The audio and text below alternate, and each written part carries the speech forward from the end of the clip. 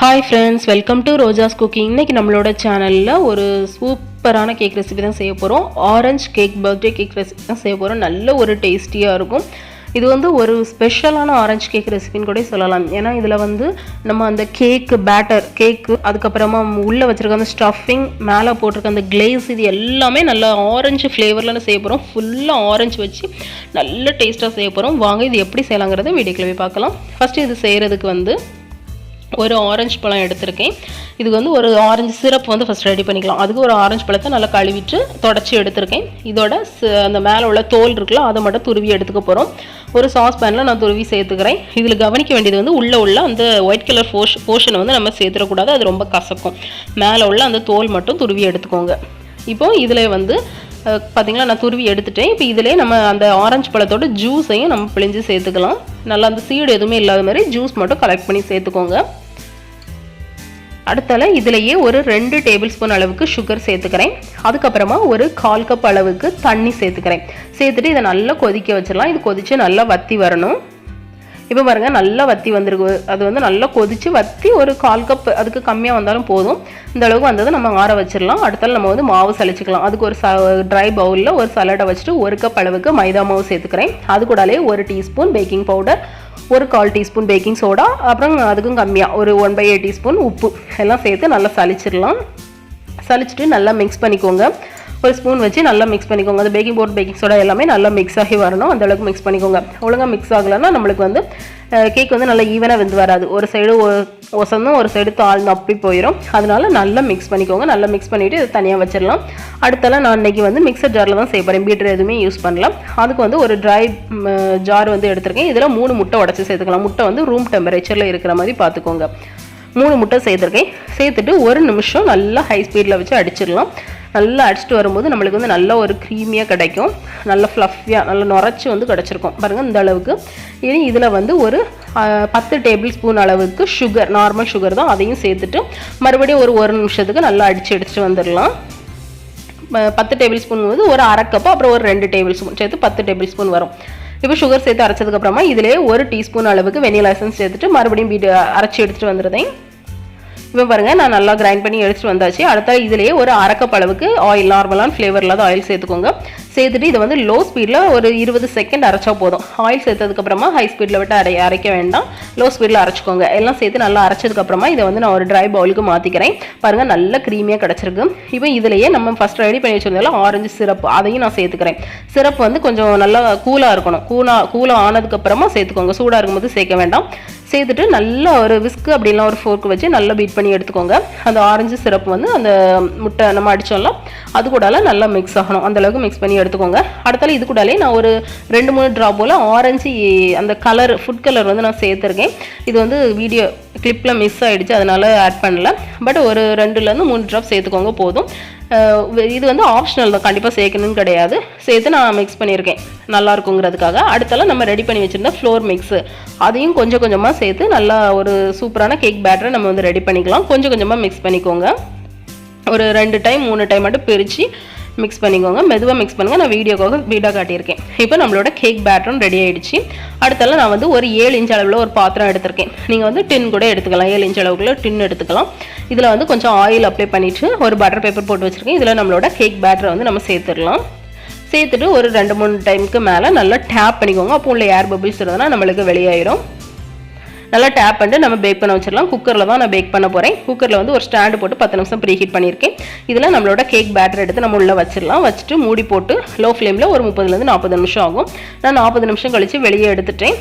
வெளியே எடுத்துட்டு ஒரு 5 நிமிஷம் ரெஸ்ட் விட்டதுக்கப்புறமா நம்ம வந்து வெளியே எடுத்துடலாம். இது வெந்துட்டுன்னு பார்க்குறதுக்கு ஒரு டூத் பிக்கை வந்து குத்தி பார்த்தீங்கன்னா அதில் மாவு ஒட்டக்கூடாது, அப்போ நம்மளுக்கு வெந்துட்டுன்னு அர்த்தம். இப்போ நான் வந்து இதை வெளியே எடுத்து அந்த பட்டர் பேப்பரை வந்து ரிமூவ் பண்ணிடலாம். ரிமூவ் பண்ணிவிட்டு இதை வந்து நல்லா ஆற வச்சிடலாம். அடுத்தெல்லாம் நம்ம வந்து உள்ளே வைக்கிற ஸ்டஃபிங் வந்து ரெடி பண்ணிக்கலாம். ஒரு ஜாம் தான் ரெடி பண்ண போகிறோம். அதுக்கு வந்து 2 ஆரஞ்சு எடுத்திருக்கேன். இந்த கேக்குக்கு வந்து 2 ஆரஞ்சு நம்மளுக்கு சரியாக இருக்கும். இதுக்கு ஸ்டஃபிங் ரெடி பண்ணதுக்கு இதை வந்து நல்லா கழுவி தொடச்சிட்டு அதில் உள்ள அந்த தோலை வந்து நம்ம துருவி எடுத்துக்கலாம். எவ்வளோ வருதோ அதே இதுவும் நம்ம நல்லா கவனிச்சுக்கணும். அந்த உள்ள ஒயிட் போர்ஷன் வந்து வேண்டாம், அது வந்து கசக்கும். வெளியே உள்ள அந்த தோலை மட்டும் துருவி எடுத்துக்கோங்க. எவ்வளோ வருதோ அவ்வளோ துருவிக்கோங்க போதும். அடுத்தால பாருங்கள், இந்த அளவுக்கு நான் நல்லா துருவி எடுத்துட்டேன். இதே நான் ஃபஸ்ட்டு ரெடி பண்ணேன்ல அதே சாஸ் பேனில் வந்து நான் சேர்த்துக்கிறேன். அதை தோலை மட்டும் சேர்த்துக்கலாம். சேர்த்துட்டு அடுத்தலாம் அந்த 2 ஆரஞ்சு பழத்தில் ஒரு ஆரஞ்சு பழத்தோட பல்ப்பையும் சேர்த்து எடுத்துக்க போகிறோம். நம்ம உடச்சி ஜூஸ் மட்டும் எடுக்காமல் பல்ப்பையும் சேர்த்து எடுத்துக்க போகிறோம். ஒரு ஆரஞ்சு பழத்தில் பல்ப்போடு எடுத்துக்கணும், இன்னொரு ஆரஞ்சு பழம் ஜூஸ் மட்டும் எடுத்தால் போதும். இதில் வந்து நம்ம அந்த தோல் இருக்குல்ல, அந்த உள்ள அந்த தோலையும் உரிச்சிட்டு அந்த சீடு எல்லாம் ரிமூவ் பண்ணிவிட்டு உள்ளே இருக்கிற அந்த பல்ப் மட்டும் எடுத்துக்கோங்க. அள்ளி மாதிரி இருக்குது பாருங்கள், அதை மட்டும் எடுத்துக்கோங்க. அந்த மேலே உள்ள அந்த தோலும் வேண்டாம், அதுக்கு உள்ளே இருக்கிற சீடும் வேண்டாம். இந்த மாதிரி அந்த ஒரு பழத்தை நம்ம கலெக்ட் பண்ணி எடுத்துக்கோங்க. எடுத்துகிட்டு அதையும் நான் வந்து அதே சாஸ்பேனில் சேர்த்துருக்கேன். அப்புறம் இன்னொரு ஆரஞ்சு பழத்தோட ஜூஸ் மட்டும் நம்ம கலெக்ட் பண்ணி சேர்த்துக்கலாம். இது வந்து அந்த பல்போட நம்ம சேர்த்து அந்த ஜாம் மாதிரி வரும்போது டேஸ்ட்டு செம்மையாக இருக்கும். கண்டிப்பாக இதே மாதிரி செஞ்சு பாருங்கள், நல்ல டேஸ்ட்டாக இருக்கும். இப்போ நான் இன்னொரு ஆரஞ்சு பழத்தில் ஜூஸை மட்டும் நல்லா கலெக்ட் பண்ணி எடுத்துக்கிறேன். 2 பழம் போதும் நம்ம இது எடுத்த அளவுக்கு.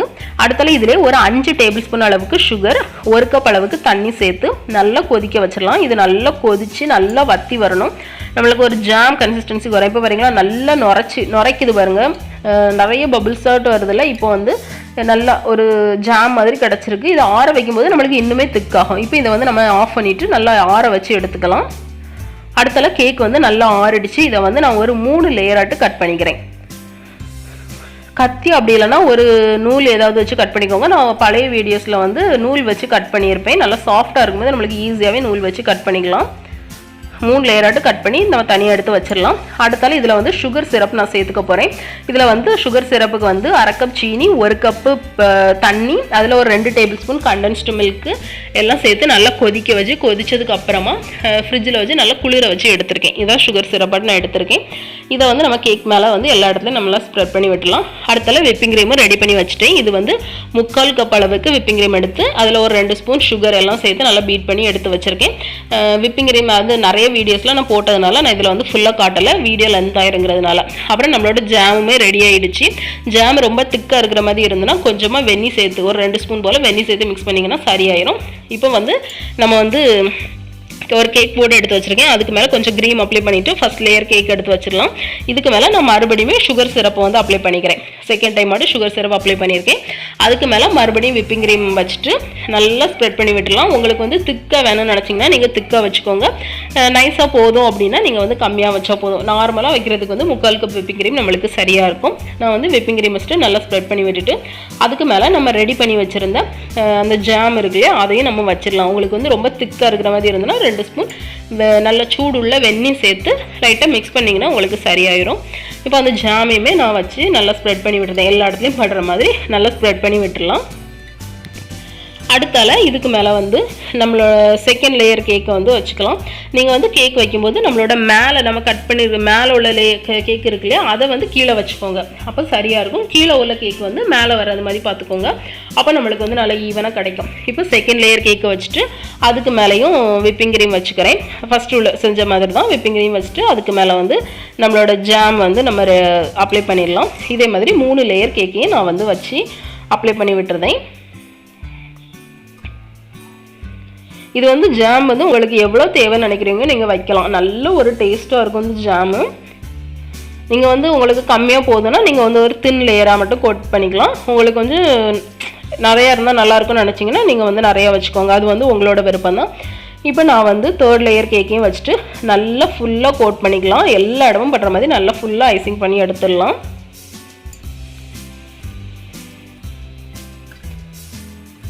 நல்லா ஐசிங் பண்ணதுக்கப்புறமா இதை வந்து ஒரு 1 மணி நேரமாவது மினிமம் 1 மணி நேரமாவது நல்லா ஃப்ரிட்ஜில் வச்சு எடுத்துக்கோங்க. இது வந்து நல்லா கூலாகி வரணும். ஏன்னா இதுக்கு மேலே நம்ம கிளேஸ் சேர்க்க போகிறோம். அதனால நல்லா ஃப்ரிட்ஜில் வச்சு எடுத்துக்கோங்க. நான் வந்து எனக்கு தெரிஞ்ச மாதிரி ஃபுல்லாக எல்லாமே ஐசிங் பண்ணி முடிச்சிட்டேன்.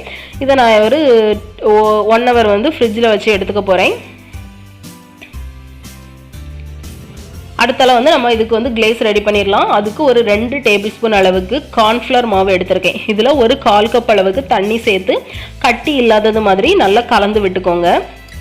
நீங்கள் கார்ன்ஃப்ளவர் மாவு இல்லைன்னா மைதா மாவு கூட சேர்த்துக்கலாம். நல்லா கட்டி இல்லாமல் கலந்து விட்டுடலாம். கலந்து விட்டுட்டு இதை வந்து தனியாக வச்சிடலாம். அடுத்தால ஒரு பேனில் ஒரு 1/2 கப் சீனி, 1 கப் தண்ணி சேர்த்துருக்கேன். சேர்த்துட்டு அதிலே ஒரு ஆரஞ்சு பழத்தோட ஜூஸ் வந்து நான் சேர்த்துருக்கேன். அது வந்து கிளிப் மிஸ் ஆகிடுச்சு. சேர்த்து நல்லா கொதிச்சதுக்கு அப்புறமா இதில் நம்ம ரெடி பண்ணி வச்சுருந்த கார்ன்ஃப்ளவர் மிக்ஸ் அதையும் நம்ம சேர்த்துடலாம். சேர்த்துட்டு நல்லா கலந்து விட்டுக்கோங்க. கார்ன்ஃப்ளவர் மிக்ஸ் சேர்த்ததுக்கு அப்புறமா லோ ஃப்ளேமில் வச்சுக்கோங்க. ஏன்னா உடனே கட்டி பிடிச்சிரும். அதனால லோ ஃப்ளேமில் வச்சே நல்லா கலந்து விட்டுக்கோங்க. கலந்து விட்டுட்டே இருங்க. அது வந்து நம்மளுக்கு நல்ல ஒரு கண்ணாடி மாதிரி வரும். அந்த டைமில் இதில் வந்து கொஞ்சமாக ஆரஞ்சு ஃபுட் கலர் வந்து நான் சேர்த்துருக்கேன். நல்ல கலர் வந்து ஆரஞ்சு கேக்குங்கிறதுனால ஆரஞ்சு ஃபுட் கலர் நல்லாயிருக்கும், அதனால சேர்த்துருக்கேன். சேர்த்துட்டு நல்லா ஒரு கட்டி ஆனதுக்கப்புறமா நம்ம ஆஃப் பண்ணிவிட்டு ஆற வச்சிடலாம். நல்லா ஆறுனதுக்கப்புறமா நீங்கள் வந்து ஃபில்டர் பண்ணிக்கோங்க. ஏன்னா கட்டி எதுவுமே இருந்தால் அது நம்மளுக்கு ஃபில்டரில் வந்துடும். அதனால தான் இது வந்து ஆப்ஷனல் தான், கண்டிப்பாக செய்யணும்னு வேண்டாம். நல்லா நான் வந்து வடித்து எடுத்துக்கிறேன். உங்களுக்கு வந்து நல்லா திக் கோட்டாக வேணும் அப்படின்னாக்கி நான் இன்னும் கொஞ்சம் கட்டியாக்க விட்டுக்கோங்க. எனக்கு வந்து நல்ல தின் கோட்டாக போதும். அதனால நான் வந்து தின் கோட்டா வேணுங்கிறதுனால கொஞ்சம் தண்ணியாக தான் வச்சுருக்கேன். இப்போ வந்து நம்மளுக்கு கிளேஸ் வந்து ரெடி ஆகிடுச்சு. ஃபஸ்ட்டு ஒரு தட்டு வச்சுட்டு அதுக்கு மேலே ஒரு கிண்ணி எப்படி ஏதாவது வச்சுட்டு அதுக்கு மேலே நம்மளோட கேக் எடுத்து வச்சிடலாம். வச்சதுக்கப்புறமா நம்மளோட கிளேஸ் இருக்கலாம், கிளேஸை வந்து நம்ம இதுக்கு மேலே ஊற்றிடலாம். நான் வந்து கேக்கை ஒரு 1 hour வந்து ஃப்ரிட்ஜில் வச்சு எடுத்துட்டேன். இப்போ நம்மளோட கிளேஸை வந்து நம்ம சேர்த்துக்கலாம். உங்களுக்கு ஃபஸ்ட்டு சொன்ன மாதிரி தான், உங்களுக்கு திக்காக வேணால் என்ன கொஞ்சமே கட்டியாக்க விட்டுக்கோங்க. அப்போ உங்களுக்கு என்ன திக் கோட்டாக கிடைக்கும். நான் வந்து தின் கோட்டாக தான் வச்சுருக்கேன். இப்போ நம்ம கிளேஸ் வந்து எல்லாத்தையும் ஸ்ப்ரெட் பண்ணதுக்கப்புறமா அது எக்ஸ்ட்ரா உள்ளது எல்லாமே வடிகிறது வரை வெயிட் பண்ணிவிட்டு நம்ம மறுபடியும் ஒரு பிளேட்டுக்கு மாற்றிக்கலாம். மாற்றிட்டு நான் வந்து டெக்கரேட் பண்ணுறதுக்காக ஆரஞ்சு பழத்தை வந்து இதே மாதிரி வச்சுருக்கேன். நீங்கள் வந்து விப்பிங் க்ரீம் இருந்தனாக்கி அதை வச்சு கூட டெக்கரேட் பண்ணிக்கலாம் மேலே லைட்டாக. அவ்வளோதான். நான் அதுக்கு நடுசில் வந்து நான் ஒரு 2 புதினா இலை வந்து வச்சுட்டு கொஞ்சமாக சில்வர் பால் வந்து ஸ்ப்ரெட் பண்ணி விட்டுட்டேன். நம்மளோட சூப்பரான ஆரஞ்சு கேக் ரெடி ஆகிடுச்சு. இது ஒரு 1/2 hour ஆகுது ஃப்ரிட்ஜில் எடுத்து வச்சுட்டு அதுக்கப்புறமா சாப்பிடுங்க. டேஸ்ட்டு இன்னும் சூப்பராக இருக்கும். மேலே கிளேஸுமே நம்மளுக்கு நல்ல ஒரு ஆரஞ்சு டேஸ்ட்டு கொடுக்கும். ஃபுல்லாக நம்மளுக்கு வந்து நல்ல ஆரஞ்சு டேஸ்ட்டு கொடுக்கும். இப்போ நான் வந்து கட் பண்ணி காட்டுறேன் பாருங்கள். அந்த லேயர் வந்து சூப்பராக இருக்கும். நம்ம வந்து அந்த ஃபுட் கலர் சேர்த்தது வந்து அந்த கேக்கு வந்து நம்மளுக்கு நல்ல ஆரஞ்சு கலரில் இருக்கிறதுனால பார்த்தோன்னே நம்மளுக்கு வந்து அந்த ஆரஞ்சு கேக் அந்த லுக் வந்து செம்மையாக தெரியும். அது மட்டும் இல்லாமல் அந்த கேக்கு அதுக்கப்புறமா உள்ளே வச்சுருக்க அந்த ஸ்டஃபிங் வந்து செம்ம டேஸ்ட்டாக இருக்கும். மேலே போட்டிருக்க கிளேஸ் எல்லாமே நம்மளுக்கு வந்து அந்த ஆரஞ்சு ஃப்ளேவர், அந்த ஆரஞ்சு டேஸ்ட்டை வந்து நல்லா தூக்கி கொடுக்கும். செம்ம டேஸ்ட்டாக இருக்கும். ஒரு ஸ்பெஷலான ஆரஞ்சு கேக் ரெசிபி தான். இதுக்கு வந்து நான் மொத்தமாக யூஸ் பண்ணியிருக்கிறது வந்து ஒரு 1 கிலோ, ஒரு 5லேருந்து 6 ஆரஞ்சு பழம் வந்து நல்ல பெரிய சைஸ் ஆரஞ்சு பழம் இருந்தாலும் உங்களுக்கு இது சரியாக இருக்கும். ஒரு 1 கிலோ ஆரஞ்சு பழம் சரியாக இருக்கும். இப்போ பாருங்கள், நான் கட் பண்ணி காட்டியிருக்கேன். நல்ல ஒரு சாஃப்ட் கேக்கு, செம்ம டேஸ்ட்டாக இருந்துச்சு. அவ்வளோதான் ஃப்ரெண்ட்ஸ், நம்மளோட சூப்பரான ஆரஞ்சு கேக் ரெடி ஆகிடுச்சு. நீங்களும் கண்டிப்பாக உங்கள் வீட்டில் ட்ரை பண்ணி பாருங்கள். ட்ரை பண்ணி பார்த்தீங்கன்னா எப்படி இருந்துன்னு எனக்கு கமெண்ட்டில் சொல்லுங்கள். இந்த வீடியோ உங்களுக்கு பிடிச்சிருந்தா லைக் பண்ணுங்கள், ஷேர் பண்ணுங்கள், சப்ஸ்கிரைப் பண்ணுங்கள். இன்னொரு இன்ட்ரெஸ்டிங்கான ரெசிபியோட உங்களை மீட் பண்ணுறேன். பாய்.